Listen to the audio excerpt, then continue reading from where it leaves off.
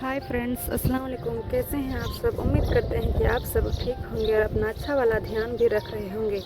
आप सबका स्वागत है मेरे YouTube channel life with maroon में।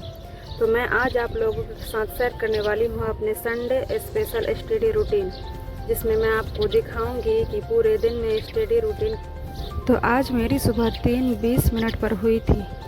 तो आप समझे कि इतनी सुबह मैं पढ़ाई करने के लिए उठी हूँ, पर ऐसा बिल्कुल भी नहीं है। इतनी सुबह मैं तहज्जुद की नमाज़ पढ़ने के लिए उठी हूँ। तो मुझसे जब भी हो पाता है मैं तहज्जुद की नमाज़ पढ़ती हूँ, जो रात के आखिरी कायदा में पढ़ा जाता है, जो फजर की नमाज़ के पहले का वक्त होता है। तो तहज्जुद की नमाज़ पढ़ने में मुझे आधा घंटा लगा। उसके बाद 4 बज गया। 4 बजने के बाद मैंने फजर की नमाज़ पढ़ी। नमाज़ पढ़ने के बाद देखा कि नाच जग गई है। तो नाच को लेकर मैं फिर से सो गई। सोने के बाद मैं 5:20 फिर से उठी। उठने के बाद मैं छत पर चली गई, क्योंकि मैं सुबह की पढ़ाई छत पर ही पूरी करती हूँ। तो छत में आकर पता चला कि आज छत पर पढ़ना मुमकिन नहीं है, क्योंकि आज छत पर बहुत ज़्यादा हवा हो रही है। तो मैंने सोचा कि थोड़ा वॉक कर लिया जाए। फिर वॉक करते करते मैंने थोड़ा सा पढ़ाई भी कर लिया। तो आधा घंटा मैंने वॉक और पढ़ाई दोनों किया।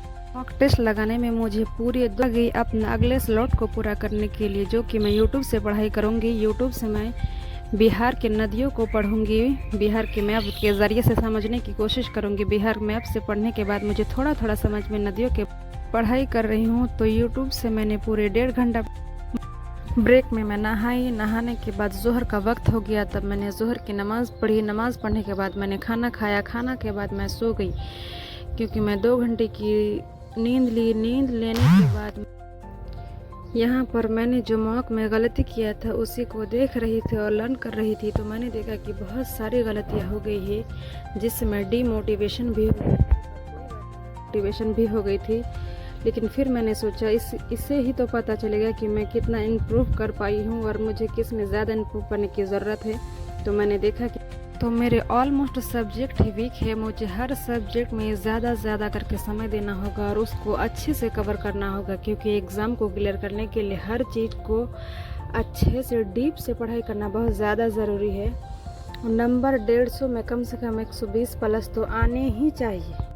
बीपीएससी के पीआरटी के लगभग 9 सब्जेक्ट है। पूरे 9 सब्जेक्ट को पूरे अच्छे तरह से कवर करना थोड़ा मुश्किल है, लेकिन अब अपने लाइफ को सेटल करने के लिए मुश्किल काम को आसान करना पड़ता है, जो कि मैं पूरी कोशिश कर रही हूँ कि इस बार मेरा एक सीट पक्का हो। क्योंकि TRE 5 आए ना आए ये तो बाद की बात है, हमको तो नहीं लग रहा है कि ये आने वाली है। इसलिए TRE 4 को मैं लास्ट चांस मानकर तैयारी कर रही हूँ, क्योंकि अपने लाइफ को सेटल करना बहुत ज़्यादा ज़रूरी हो, चाहे कुछ भी हो जाए। पूरे 1.5 घंटे लर्न करने के बाद मैंने NCERT के क्लास 7 के साइंस को पढ़ा और जो इम्पोर्टेंट फैक्ट्स है वो फैक्ट था उसे हाईलाइट किया। हाईलाइट करने के बाद मैं मगरिब का समय हो गया, इसलिए मैं नीचे चली गई। नीचे जाकर मैंने नमाज़ पढ़ी। मगरिब की नमाज़ पढ़ने के बाद नाज को सुलाने लेके चली गई। नाज आज सो ही नहीं रही थी, इसीलिए उसको सुलाते सुलाते रात के 8:30 बज गए। 8:30 बजे उठकर मैंने नमाज़ पढ़ी, इशा की। उसके बाद मैंने खाना खाया। खाना खाने के बाद मैं पढ़ने बैठ गई। उसके बाद मैं फिर 1 घंटे की पढ़ाई की। मेरा दिन यहीं पर समाप्त होता। तो मेरे वीडियो को सब्सक्राइब करें, मुझे कमेंट करें और शेयर करें, और मुझे बताइए कि मुझे वीडियो में क्या इम्प्रूव करनी चाहिए और अपने लाइफ में कैसे क्या करना चाहिए पढ़ाई के लिए।